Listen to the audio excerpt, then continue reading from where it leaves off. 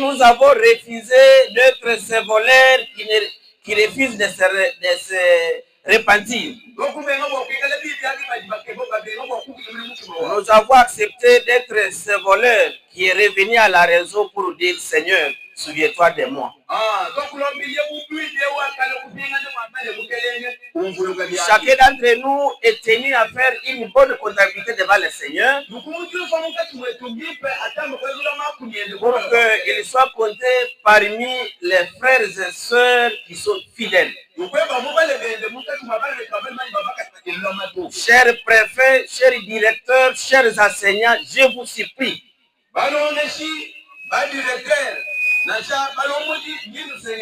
Commencez à donner votre dîme convenablement. Parce que la GCV ne concerne pas seulement les adventistes, que vous soyez enseignants non adventistes, vous êtes tenus de donner la dîme parce que c'est le Seigneur qui le dit.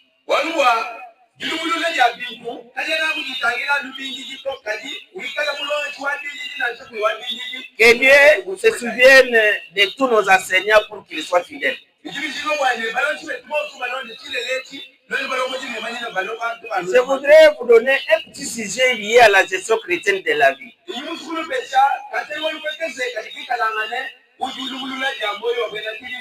Donner une loi universelle à faveur de tous.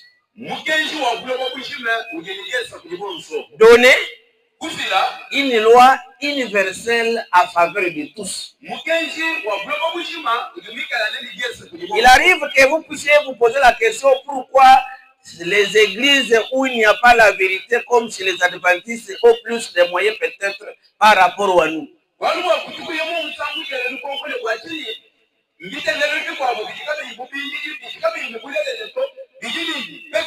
Lorsque vous lisez Luc chapitre 6 verset 38, juste la première phrase. Louis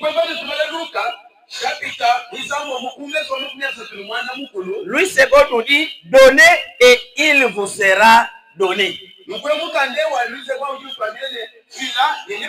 Ce verset ne s'adresse pas aux adventistes seulement, moins encore aux autres confessions religieuses. Même les païens, même les athées, lorsqu'ils ont compris qu'en donnant on reçoit, ils ont commencé à donner. Donnez et il vous sera donné. Donnez et l'on vous donnera. Laisse-moi vous donner un témoignage. Parce que je ne serai pas là aujourd'hui sur les cultes. Un jour, on devait faire une campagne d'évangélisation dans la province de Bandundu avant le démembrement il y a quelques années.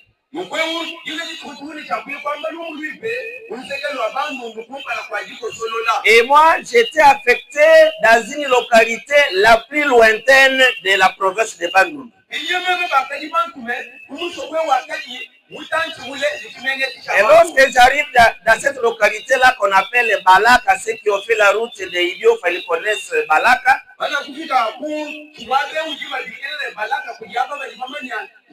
Parce que c'est à une centaine de kilomètres de Balaka. J'avais une grande délégation d'une chorale de plus de 20 personnes. Et lorsque j'arrive à Balaka, je constate que je vais avoir un problème de régime parce que j'ai quelques difficultés sur le régime. Je demande quelle est la nourriture qui se mange ici. Lorsqu'on a donné la nourriture, j'ai compris que je serai à difficulté. Mais non loin de là, à quelques kilomètres, il y a une rivière qu'on appelle aussi Katembo qui porte mon nom. Je pose la question, est-ce que dans cette rivière, il y a des poissons? On dit oui. Mais ce n'est pas la saison des poissons. J'ai dit, je n'ai pas besoin de savoir si c'est la saison des poissons. Cherchez-moi un des pêcheurs qui pêche là-bas. Et on me cherche un spécialiste qui sait pêcher. Et lorsque il vient me voir, j'ai dit, je t'appelle pour une mission. À cause de mon alimentation, j'aime manger les poissons. Tu vas commencer à pêcher chaque jour.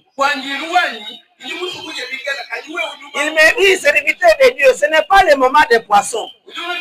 J'ai dit non, je t'ai appelé pas pour savoir si c'est le moment des poissons. Non, toi écoute ce que je te dis. Est-ce que tu as la foi que Jésus-Christ est capable de trouver des poissons lorsque tu pêches? Il dit oui. Je lui dis, nous allons prier pour que tu puisses avoir des poissons. Donnez et il vous sera donné. On s'est mis à genoux et on a prié. Et le Messie, avec la foi, il a pris ses filets. Le soir, il est allé à la rivière Katembo. Et comme on s'était convenu, et lorsque tu attrapes les poissons, étant donné que j'ai une délégation de 20 personnes, les poissons que tu attrapes, nous devons diviser la quantité par deux.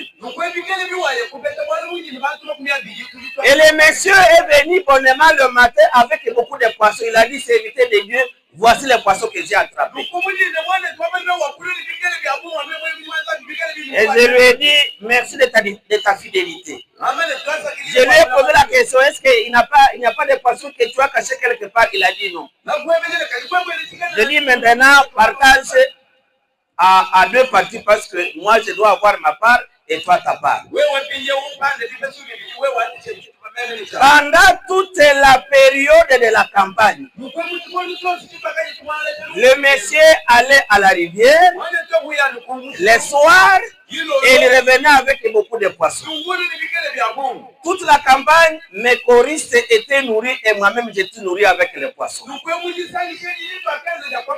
Les jours où on a terminé la campagne, comme aujourd'hui, le soir, on a emballé nos bagages et nous sommes rentrés à Kinshasa. Le monsieur, le soir après le sabbat, parce qu'il avait déjà eu l'habitude d'attraper des poissons et de gagner beaucoup d'argent,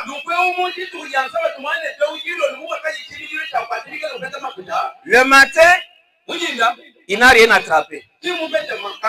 Et je suis déjà idiot, il m'appelle. Mais serviteur de Dieu, je suis allé à la rivière, mais je n'ai pas attrapé de poissons. J'ai dit oui, attendez la saison. Parce que les poissons que tu attrapais, tu étais en mission. Et la mission que tu avais terminée. Et parce que la mission est terminée, tu vas attendre la saison ordinaire des poissons. Mes frères et sœurs, tous ceux-là qui donnent, il y a des miracles qui doivent s'opérer dans leur vie. Et je vous assure que cet homme qui n'était pas adventiste, il a compris que la loi des données, c'est une loi pour tout le monde. Et c'est pourquoi je vous conseille, mes frères et sœurs, de ne pas être égoïste devant le Seigneur. Nous sommes appelés à être fidèles dans la rente de la dîme et dans les offrandes. Il n'est pas normal que quelqu'un qui respire comme vous que comme moi, quelqu'un qui est bien habillé comme vous et que comme moi, qu'il puisse venir devant l'Éternel les mains vides, quand bien même le Seigneur l'a béni pendant la semaine. Nous devons éviter ce genre de comportement. Nous allons donner nos dîmes et nos offrandes. Que chacun d'entre nous prépare son enveloppe. Parce que nous avons dit pendant la semaine que quelqu'un qui veut honorer son Dieu, il ne peut pas donner des offrandes à vrac qui sont déjà priées. Où est-ce qu'un gouverneur te demande l'argent et tu amènes ça prier pour lui donner? Nous devons avoir du respect et de la révérence lorsque nous donnons. Donnons les dîmes et les offrandes à vrac n'existent plus dans l'église adventiste. Cette manière est déjà dépassée, mes frères et sœurs. Nous devons donner avec respect. l'enveloppe. Il faut qu'il lève les mains là où vous êtes au milieu de l'enveloppe. Tout en vous informant que ce n'est pas l'église qui doit acheter les enveloppes pour vous. Chacun d'entre nous doit acheter son enveloppe à partir de la maison et mettre sa dîme et son offrande. Tel donne libéralement devient plus riche. Et celui qui arrose sera lui-même arrosé. Alors que nous voulons donner nos dîmes et nos offrandes, c'est une occasion de dire au Seigneur, arrose-nous avec très grande bénédiction qui viennent du ciel. Et je suis sûr et certain que cette semaine, c'est une semaine bénie pour tout et chacun d'entre nous. L'Éternel bénira tout au travail. Et il bénira ta maison. Lorsque nous plaçons Dieu en premier, Dieu donne la sagesse dans les affaires. Il y ouvre des portes inattendues. Il protège nos investissements. Il accorde la faveur auprès des hommes et il éloigne les pertes inutiles. Je voudrais que ceux qui doivent récolter les offrandes puissent venir ici devant. Qu'ils prennent déjà place pendant que nous sommes en train de clôturer. Quel est l'avantage de donner? Mes frères et sœurs, lorsque nous avons cette culture de donner, donner détruit l'égoïsme. Donner détruit l'amour de l'argent.